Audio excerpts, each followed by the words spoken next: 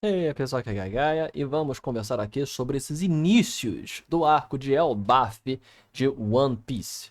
Eu quero dar minhas ideias e pareceres do que a gente viu até então, e, além disso, fazer algumas análises. De forma geral, apesar da vociferante, da irritadiça massa da internet, falando já e xingando Elbaf, xingando que Elbaf tá uma droga, que o Oda ele está regredindo e não sei o que. Eu estou gostando de Elbaf muito mais do que Egghead, se bem que no começo Egghead foi muito interessante. Nós conhecemos Vegapunk, ele tinha vários corpos e não sei o que, e se tornou o pior arco da história de One Piece, ou um dos piores arcos da história de One Piece. Por quê? O que que nós vimos em Egghead que foi uma droga e que nós esperamos que não aconteça em Elbaf? Bom, Egghead começou muito forte, com a promessa de mostrar os segredos do mundo, a conversa, os poneglyphs, desenvolvimento de personagens como Frank e Robin, que era, obviamente, o que tinha que acontecer, e foi uma droga.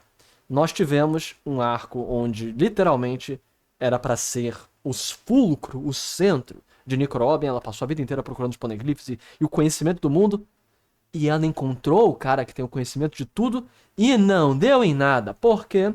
Porque se ela tiver uma conversa sincera e aberta com o Vegapunk, o One Piece acaba. Porque grande parte do One Piece é hype pelos mistérios. Pra mim, Oda poderia ter simplesmente colocado uma cena em que ela ia conversar com o doutor. E ele fala, vou te contar segredos que só você pode saber e ninguém pode saber. Mas e meu capitão? E Luffy? Nem Luffy pode saber. E acabou. E ele se desconecta da rede neural do Vegapunk, para os outros também não saberem, e ele conta coisas específicas para Nico Robin. Cablou! Cablou! Cablungos! Clablonagem! Enfim, acabou o problema. Você já tinha um pouco de desenvolvimento. Outra coisa, ela tinha que ficar mais forte, ela tinha que ter mais alguma coisa. É muito absurdo e irritante como não há um desenvolvimento dos personagens gerais de One Piece. É a mesma coisa que sofre Dragon Ball. É o show do Vegeta e do Goku. Às vezes, do Gohan. Isso é um absurdo. Você tem personagens que são jogados de escanteio e você não tem desenvolvimento bom da série. Sempre foi um problema com Dragon Ball e é agora um problema com One Piece. E Frank tinha que ter a evolução do corpo dele robótico. Ele encontrou o grande mestre dele, o Vegapunk, que não deu em nada. Uau, que absoluto horrendo, horrendo arco. Fora as enrolações, fora os personagens que foram cagados, fora a cagação em cima dos anciões, fora tudo. O pior arco, pra mim, de One Piece, ou um dos piores de todos os tempos. E o que podemos aprender dessa monumental montanha de bosta para não vê-la repetir em Elbaf? Primeiro, esse é o arco que deveria ser o arco de quem? Do Usopp. E talvez da Nami, porque ela estava navegando, queria encontrar a Terra Ancestral e não sei o que. Poderia ser aí um dos pontos finais para a cartografia dela. Essas duas pessoas têm que ter um desenvolvimento decente. Se bem que tem um pouquinho de Robin aí, porque ela vai reencontrar o Saul, o gigante antigo que estava com ela no início dos tempos, blá blá blá, em Ohara. Mas esse é o arco de Usopp. Usopp é um personagem fundamental em One Piece, tá? Desde o começo, desde todo mundo, antes de todo mundo, antes da Nico Robin, tá lá junto. Entrou a Nami. Aliás, a Nami só virou um membro efetivo. A Nami foi o primeiro chapéu de palha. Mas ela só foi entrar após o Usopp. O Usopp tá desde Arlong Park, que é pra mim, talvez, um dos melhores arcos de One Piece. Tem uma discussão aí sobre isso. Mas a cena dele de Luffy entregando o chapéu pra Nami é uma das melhores de toda a série. Então, o Usopp, ele precisa ser mais forte. Ele precisa se tornar o Batman de One Piece. Tem que ser o cara que, com planejamento e preparo, ele derrota qualquer um. Ele tem que ter mais peças. Ele tinha que ter ficado mais upado. Botava uma armadura de aço nele. Uma power armor do Homem de Ferro nele em Egghead. Ou então agora no Gigante, que é a hora que ele vai encontrar um monte de coisa ancestral, primal. Ele pode encontrar os Dials supremos e secretos dos gigantes e ficar um monstro. Melhora o hack da observação e melhora o hack dele de reflexo pra ele ficar super rápido, super preciso e dá pra ele boas armas.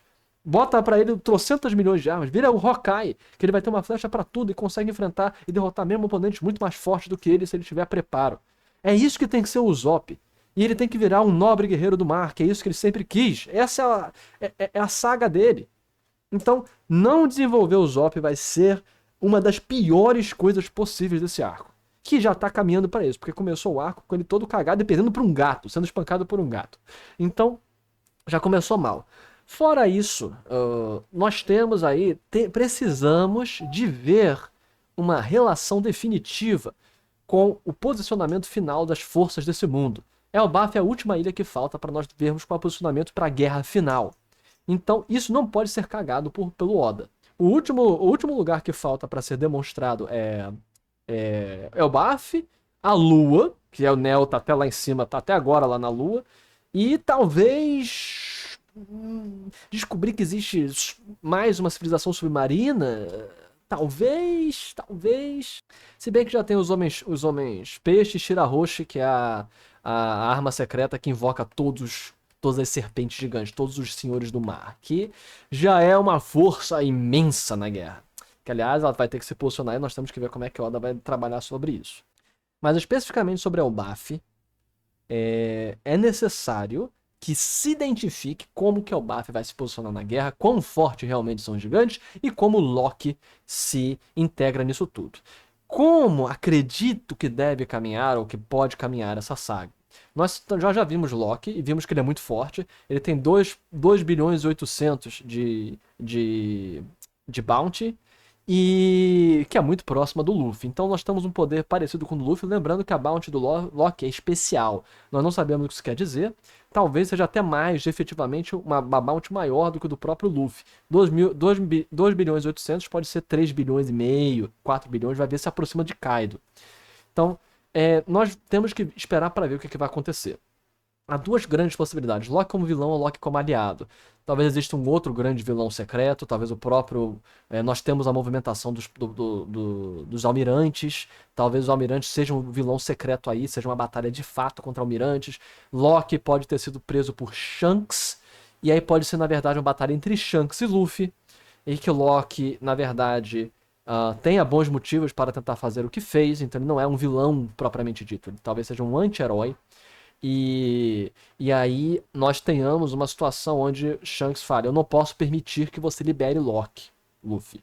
E aí nós temos a batalha entre Shanks e Luffy, que não vai ser uma batalha até a morte, não vai ser uma batalha super séria, mas para ver até onde vão os ideais de Luffy. Talvez seja um momento final de posicionamento dos ideais de Luffy entre a liberdade de uma pessoa, vou libertar o Loki, e aí o Loki, e na hora que vai libertar o Loki, Shanks chega e fala: me recuso. E aí nós vamos ter a batalha, e talvez até um empate entre Luffy e Shanks, onde ele comente que o meu objetivo não é derrotar vocês, ou matar vocês, ou capturar vocês. Era ver até onde vai seus ideais para essa batalha final, porque eu acredito que, em última instância, as ideologias de Shanks e Luffy devem caminhar em conjunto.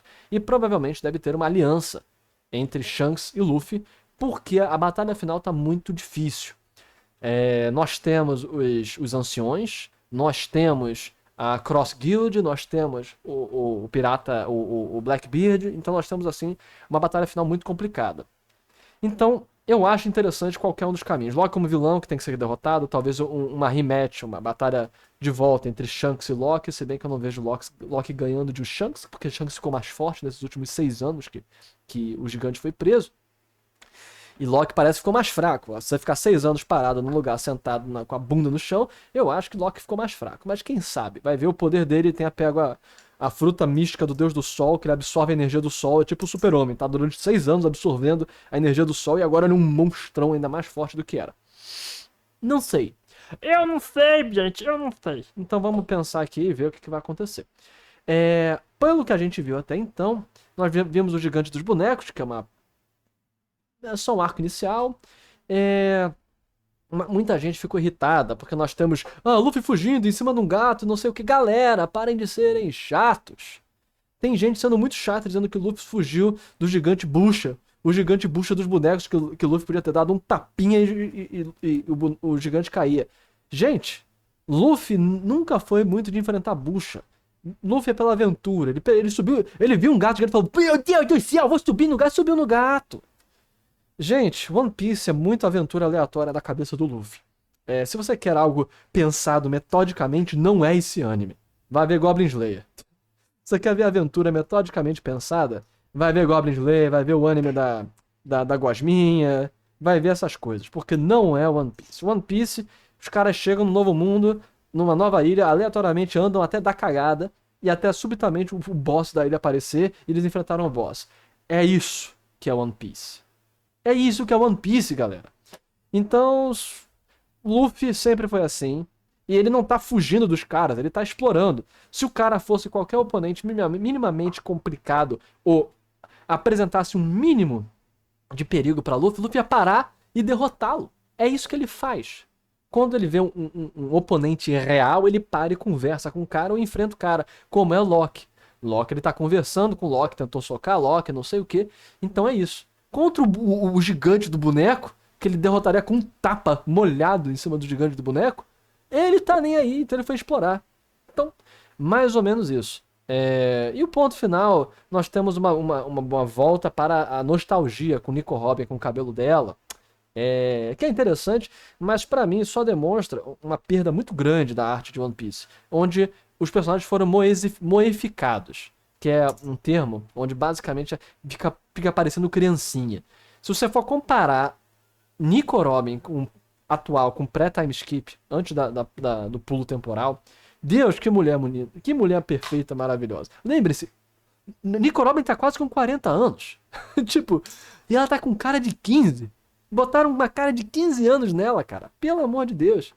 Então, tipo, me incomoda profundamente. Também nós temos outros problemas que nós podemos falar do Oda, botando os personagens assim, que obviamente tem um corpo de mulher de 25, 30 anos, como aquela, a Stussy não. Lilith. A Lilith, o corpo do Vegapunk, mulher, que ele resolveu dizer que ela tem mentalidade de 16 anos. Caraca, galera, mas 16 anos é a idade adulta, é a idade de que você já pode ter relações íntimas com alguém. Não importa, cara. Ela não tem corpo de 16 anos, cara. Aí já vem alguém me dizer, mas Gaia, olha, achei uma garota de 16 anos que tem o corpo igual dela. Vai se ferrar, meu amigo. Vai se ferrar. Que tal vocês se ferrar? Isso é complicado, galera. Então são problemas gerais, mas não convém a esse, não convém a esse vídeo. Noções gerais pra Elbaf não cagar. O Zop tem que ter um momento de glória dele. Se de preferência melhora essa arte aí, bota os personagens de 30 anos parecendo que tem 30 anos. Determina qual vai ser o posicionamento de Elbaf e vamos ver como é que vai caminhar Loki para vilão ou aliado. E a relação final entre Shanks e Luffy. Esses são os pontos que eu espero. Vamos ver. E vocês esperam o que de Elbaf? Aqui foi Gagaia. Até a próxima, pessoal. Falou!